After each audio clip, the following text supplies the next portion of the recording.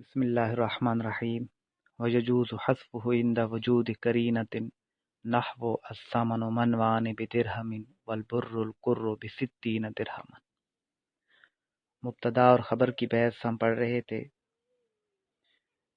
اس کا بھی پچھلے سبق کے ساتھ تعلق ہے۔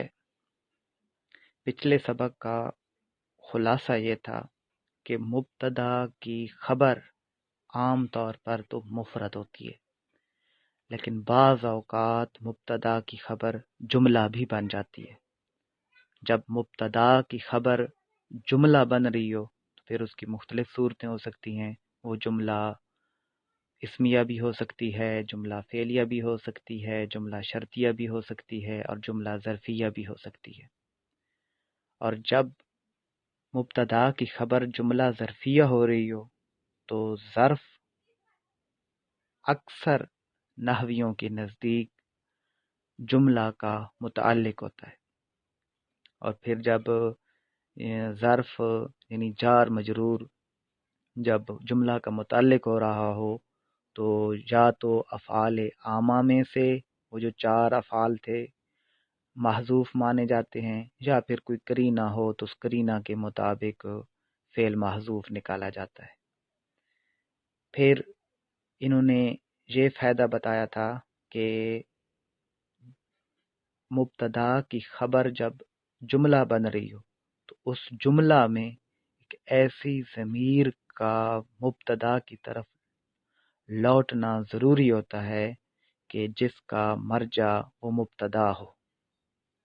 یعنی جب مبتدا کی خبر جملہ بن رہی ہو تو اس جملہ میں ایک ایسی ضمیر ضرور ہوگی جو مبتدا کی طرف لوٹ رہی ہوگی۔ اس کی انہوں نے کہا تھا کہ پیچھے جو مثال گزری ہے، یعنی زید فی الدار، اب اس میں فی الدار یہ جار مجرور ہے، اور یہ جار مجرور متعلق ہوا تھا استقرہ کے۔ استقرہ فعل، ہوا ضمیر جو تھی یہ راجع تھی زید کی طرف، اور زید جو تھا وہ مبتدا تھا۔ تو یہی پیچھے بتایا کہ جب خبر جملہ ہو تو اس خبر میں ایک ضمیر ہوگی جس کا مرجع مبتدا ہوگا، جو مبتدا کی طرف لوٹ رہی ہوگی۔ جہاں سے آپ فرما رہے ہیں کہ وَيَجُوزُ حَذْفُهُ، اس ضمیر کا حذف کرنا جائز ہوتا ہے، عند وجود قرینۃ، کسی قرینہ کے پائے جانے کے وقت۔ قرینہ کا لغوی مطلب ہوتا ہے علامت، اور کسی شے کی تعیین پر کوئی امر اگر دلالت کر رہا ہو تو وہ قرینہ کہلاتا ہے۔ کسی شے کی تعیین پر دلالت کرنے والا امر یہ قرینہ کہلاتا ہے۔ تو جب کوئی قرینہ پایا جائے، یعنی جب کوئی ایسا امر پایا جائے جو کسی شے کی تعیین پر دلالت کر رہا ہو تو اس وقت اس جملہ کے اندر ضمیر کو حذف کرنا جائز ہوتا ہے۔ اب آگے مثال دی، نحو الثمن منوان بدرہم، دوسری مثال دی والبر القر بستین درہم۔ الثمن گھی، منوان 2 من، بدرہم 1 درہم کے بدلے میں، یعنی گھی کے 2 من 1 درہم کے بدلے میں ہیں۔ اب یہاں دیکھیں کہ بدرہم یہ منوان بدرہم یہ الثمنوں کی خبر بن رہا ہے۔ تو اب منوان بدرہم میں کوئی ایسی ضمیر نہیں ہے جو ثمن کی طرف لوٹ رہی ہو۔ تو اصل میں تو یہ تھا کہ الثمن منوان من ہو بدرہم، لیکن اس من ہو کو جو ہا ضمیر تھی جو مبتدا کی طرف لوٹ رہی تھی اس کو حذف کر دیا گیا۔ حذف کیوں کیا گیا؟ کیونکہ قرینہ پایا گیا۔ قرینہ کیا تھا؟ قرینہ یہ تھا کہ جب گھی کو ذکر کیا گیا تو لازمی بات ہے کہ قیمت بھی گھی کی ذکر کی جائے گی۔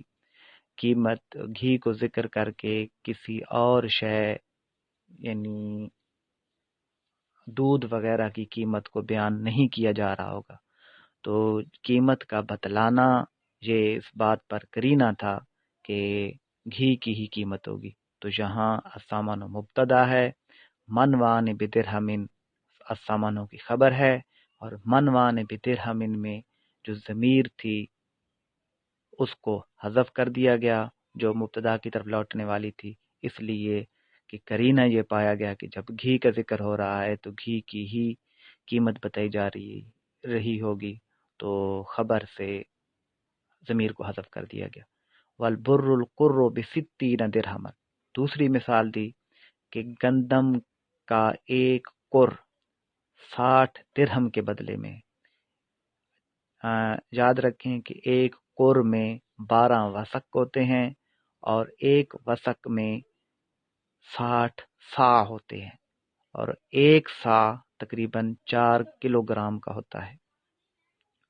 تو یہاں بھی البر مبتدا ہے، القر ب60 درہمن یہ البرو کی خبر بن رہی ہے، اور القر ب60 درہمن میں ضمیر کو حذف کر دیا گیا، یعنی القر منہ ب60 درہمن تھا لیکن ضمیر کو حذف کر دیا گیا، اس لیے کہ یہ قرینہ یہی پایا گیا کہ جب گندم کو ذکر کیا گیا تو قیمت گندم کو ذکر کیا گیا، پھر بعد میں قیمت بتائی گئی تو قیمت گندم کی ہی بتائی گئی ہوگی، کیونکہ جس چیز کا ذکر ہو رہا ہے قیمت اسی کی ہی بتائی جا رہی ہی ہوگی۔ تو یہ نہیں ہو سکتا کہ ذکر گندم کا ہو اور قیمت جو ہے وہ چنے کی بتا دی گئی ہو، تو یہ اس بات پر قرینہ تھا، قرینے کی وجہ سے ضمیر کو حذف کر دیا گیا۔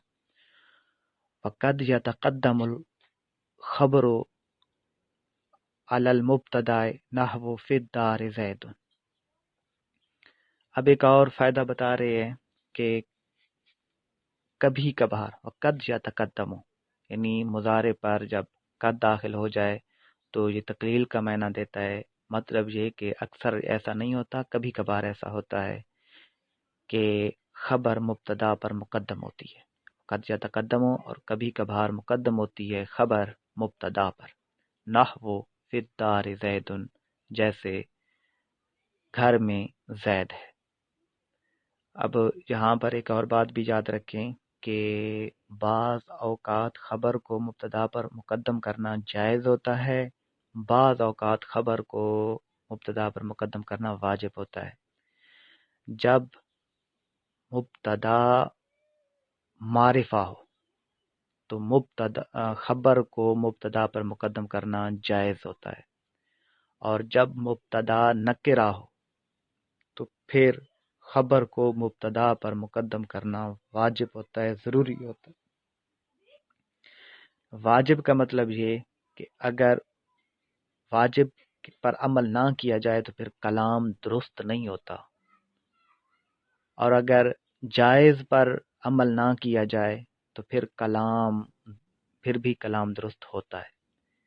اب جیسے جہاں جو مثال دی فی الدار زید، اب زید معرفہ ہے، فی الدار خبر ہے، اب فی الدار خبر ہے، مقدم ہے، زید مبتدا مؤخر ہے، معرفہ ہے، تو یہاں خبر کو مقدم کر دیا گیا، یہ جائز ہے۔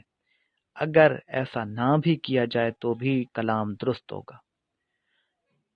نکرہ کی مثال فی الدار رجل، اب وہاں رجل فی الدار خبر مقدم، رجل مبتدا مؤخر، اور یہ نکرہ ہے، تو یہاں خبر کو مقدم کرنا واجب ہوگا، اگر نہیں کیا جائے گا تو پھر کلام درست نہیں ہوگا۔ وَيَجُوزُ لِلْمُبْتَدَاءِ الْوَاحِدِ اخبار کثیرۃ نحو زید عالم فاضل عاقل۔ اب ایک اور فائدہ بتایا خبر کے متعلق کہ اور جائز ہے مبتدا کے لیے، مبتدا واحد کے لیے، ایک مبتدا کے لیے جائز ہے اخبار کثیرۃ، بہت ساری خبروں کا ہونا، یعنی ایک مبتدا کے لیے بہت ساری خبروں کا ہونا جائز ہے۔ نحو جیسے زید عالم فاضل عاقل، زید مبتدا ہے، عالم اس کی خبر، فاضل بھی، عاقل بھی، تو یہ بھی جائز ہوتا ہے کہ مبتدا ایک اور اس کی خبریں زیادہ ہوں۔